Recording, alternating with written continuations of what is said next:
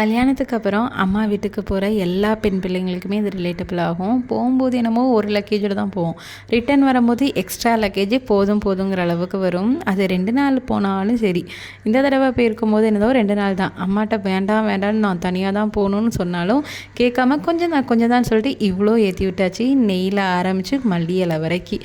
பாப்பாவுக்கு எங்களுக்கெல்லாம் வந்துட்டு என்னென்னு பார்த்தீங்கன்னா முருங்கைக்காய் பிடிக்கும்னு சொல்லிட்டு அப்பாவோட அத்தை கொடுத்தாங்க. இது போக அம்மா வேறு நெய்பர்ஸ்ட்டு சொல்லி வச்சுருந்தாங்களா. ஸோ முருங்கைக்காயே எக்ஸ்ட்ரா நிறைய வந்துடுச்சு. கொத்தமல்லி எல்லாம் நான் தான் கேட்டு வாங்கிட்டு வந்துருந்தேன். ஏன்னா இங்கே இந்த அளவுக்கு வந்து சீப்பாக கிடைக்காதுன்னு சொல்லிட்டு.